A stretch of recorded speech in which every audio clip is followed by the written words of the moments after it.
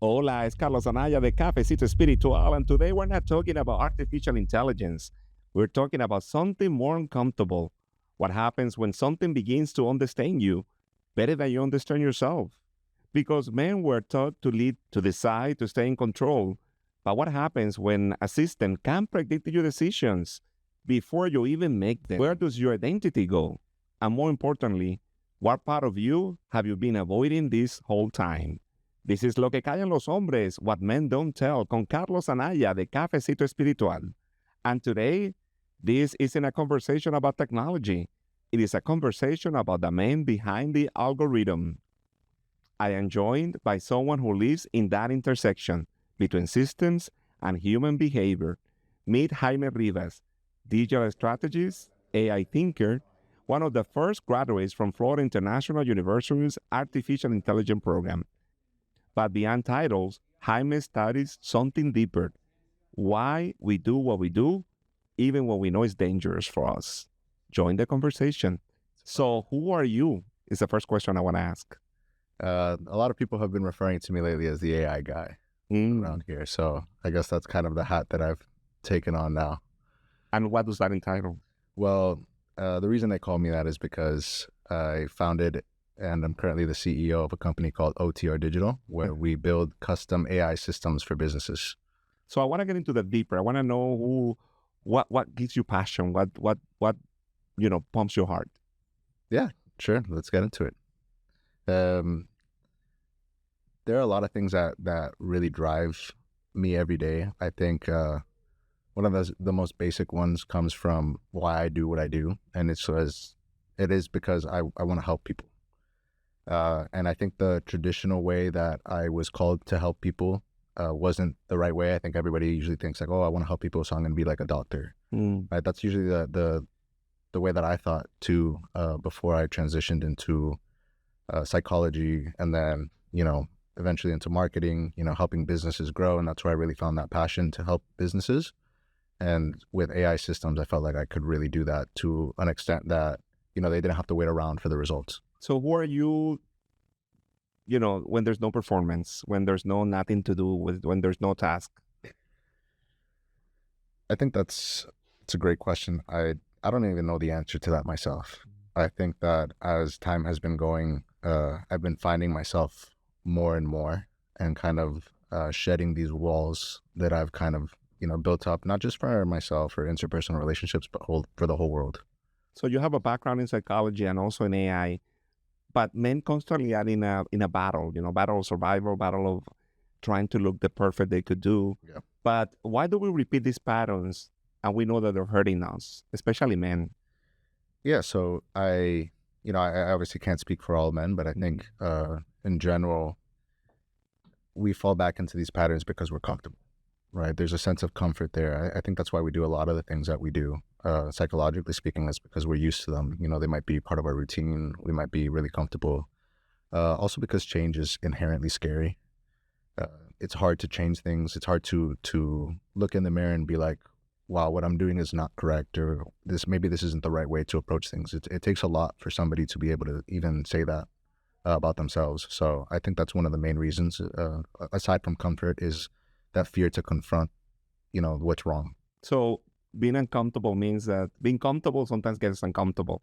So you're in a comfortable situation, but you're uncomfortable in the comfortable situation. Yeah. That's what I'm trying to say. Can you relate to that? Yeah. I think finding yourself and finding a place where you are comfortable is uncomfortable in its own right. I think it's also like a culture thing, especially here in Miami. With the Latino community, the machista thing is very prevalent, right? And a lot of guys think that they can't speak about their emotions because it'll make them look weak or vulnerable.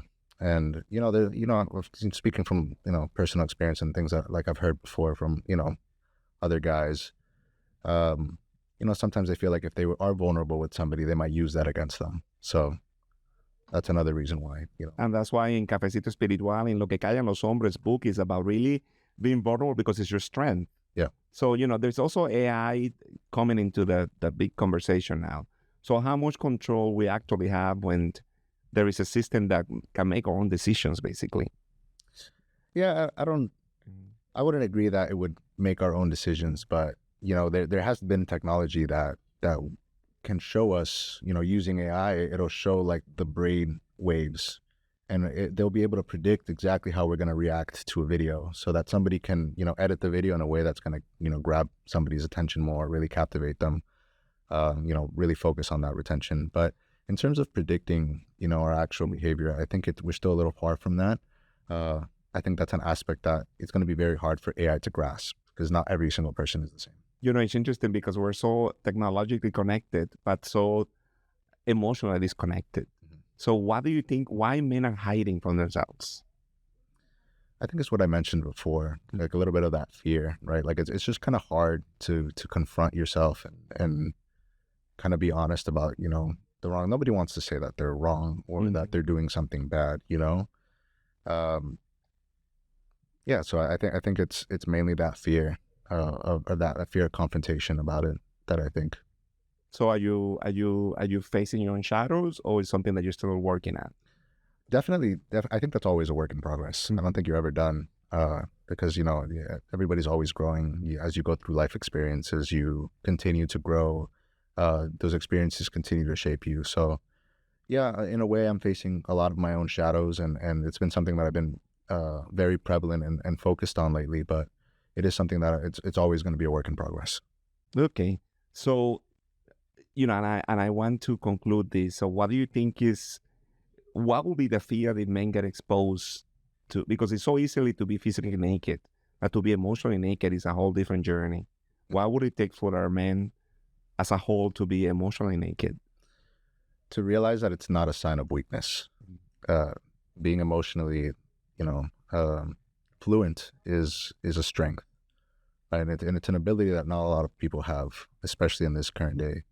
You brought up a great point earlier where the digital world has made us, at the same time more connected with other people, but disconnected from humanity. I think really embracing the human side of yourself and, the emotions that come with it, is actually a true testament of strength as opposed to it being a weakness. So I think understanding that is probably the first step. So what men don't tell, que callan los hombres? I think a lot of men don't share their struggles. I know I personally don't like to share my struggles. Again, and it's that stigma where it's like, we don't want to come off as weak. We don't want anybody to see us as less. And nobody wants to, flaunt their mistakes like that either. So, yeah. It's funny because you were a bodybuilder and you have the strength to be a bodybuilder, but emotional is a different muscle. So how do you develop that emotional intelligence? I think I've always kind of been in tune. Like I graduated with a bachelor's in psychology, so mental health was always something that I was very, very big on. So I think since an early age, I've been very in tune with myself and my emotions and being very expressive. I think the people that are really close to me and are around me can be a testament to that, to how expressive I truly am. I'm an open book pretty much. But it's harder for somebody that, wasn't in that position to kind of get to that place where they can kind of like open up in that sense either. So, yeah. Okay, so I'm gonna finish with the last question, and I ask all of my guests, what would it take for a man to admit que callan los hombres? What would it take? What would be the courage? The courage for them not to be silent anymore.